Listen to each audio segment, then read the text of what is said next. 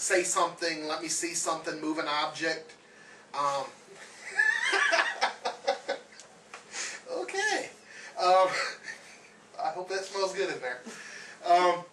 Nope.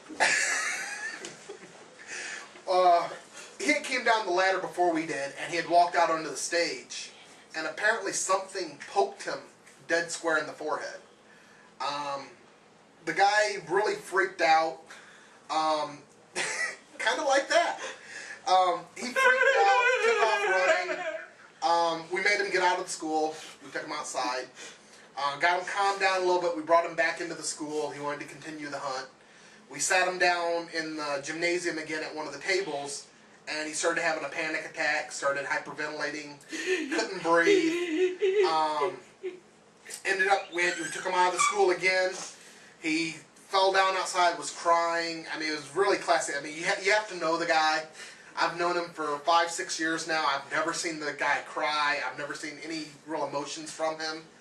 Something freaked him out. Never cried, but he's pissed himself. Yeah, a lot of times.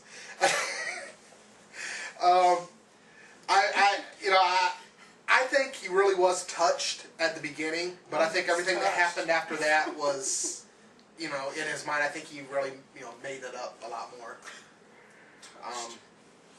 That was my big experience there. I know one of our members during one of our first hunts there, we were walking across the gymnasium to go actually onto the stage, same area, and she had her glasses ripped off of her. She had them on a string around her neck. They got ripped off and tossed across the floor. She also had a scratch down her back throughout the night. Again, this was in a spot where she couldn't reach by herself to do it. So, I mean, this was right down the center of her back. You want to tell about your experience, sir?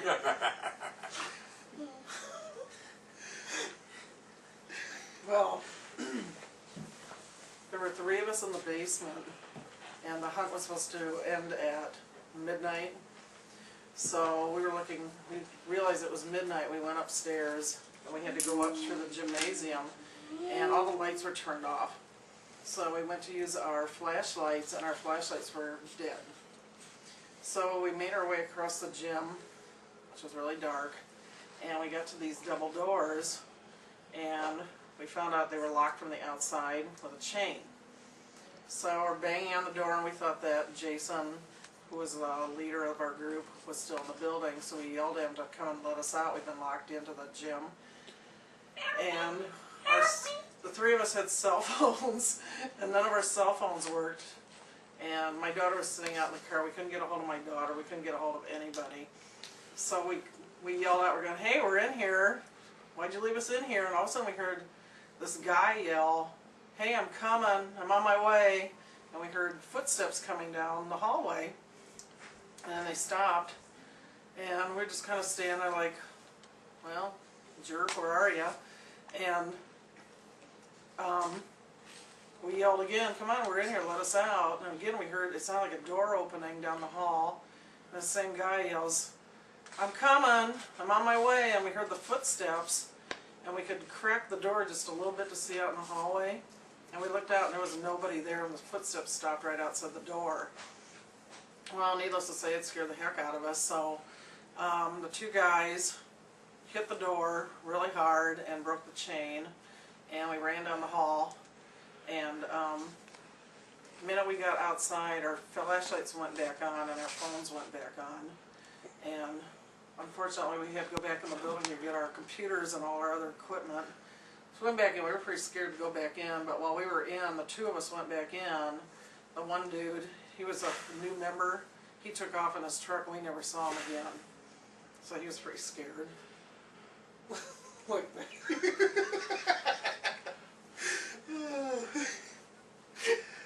The other really cool story that we have from the place actually happened to the guy his grandparents own the building. He's the one that's getting us in. His name is Jason, and he does some very incredible EVP work. Hi, Jason. Hi, Jason. Hi, Jason. Sorry we were mentioning you, but we love you. We mentioned Todd too first. Yeah. One of the things, he really likes doing EVP. He seems to get a lot of results doing it. We love having him on investigations. I mean, he's one of the founding members of our group. What EVP is electronic voice phenomenon. What we do is we'll take a tape recorder and we'll turn it on and we'll ask questions. Between each question we'll pause 10 to 15 seconds, give the spirit a chance to answer. Now normally we never hear a response while we're actually taping the recording. Later, once we play the recording back, a lot of times you actually get a response in there. Sometimes they'll answer the question, that you ask, which I find very fascinating. I mean, you can be there in the room, nobody said anything, yet all of a sudden you're getting these voices on the recorder. We're mysterious that way. Oh yeah. Well, what we did is a lot of the members of our group are smokers. Oh yeah, you can hear it from us. What we did is we decided we all wanted to go take a smoke break, so we put all our recorders, set them on the stage area, and we all went outside and we shut the doors, locked them up. We knew where everybody was at, and we were just having a little smoke break outside. About 15-20 minutes later, we all go back into the school, we get our recorders, and we start playing the recorders back. Got smoke? We start playing the recorders back, and the next thing you know, you hear what sounds like cheers being drug across the stage. Right after that, you hear a man's voice start singing, and you hear an entire choir come up behind him and start singing along with him. There's also a female voice on the recorder asking for Mr. Valentine. Again, everybody was accounted for. We knew where everybody was at. There's no radios or nothing that was turned on in the school. Stuff like this is what we get on our recorders all the time. We've actually been there before in the basement area. Just talking, BSing, really not, ghost hunting, just, having a good time.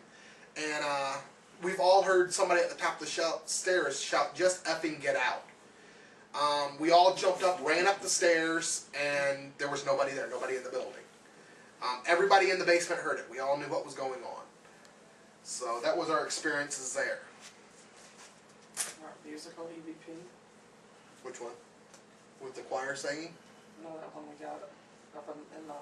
The last yeah, one. that was the other one. Yeah, Yeah. I'll tell about that one. Yeah, we have it up on the website. We've got an EVP where we were sitting down in the women's dressing room under the stage, and we asked, what was your favorite holiday? And we got the answer, Decoration Day. And then later on, there was a lot of disruption with people talking, so it's hard to hear some of the EVP, which is a point. Don't ever talk while somebody's doing EVP or whisper.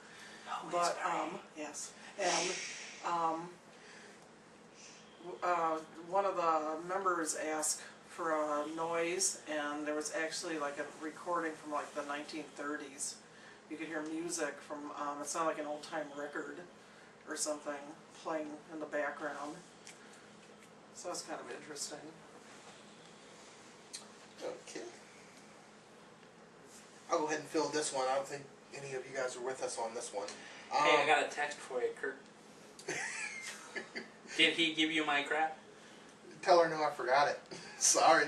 That's from Jennifer. This is our secretary of the group. Kurt has a crap. Hi, Jennifer.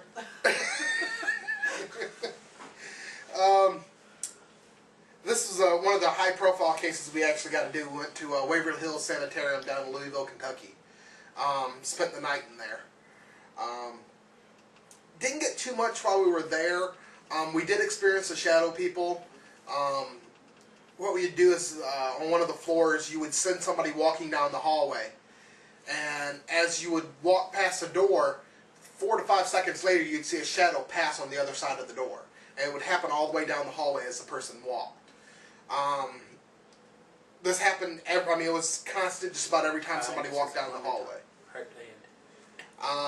The only other thing that really happened while we were down there... Phone call, Kurt.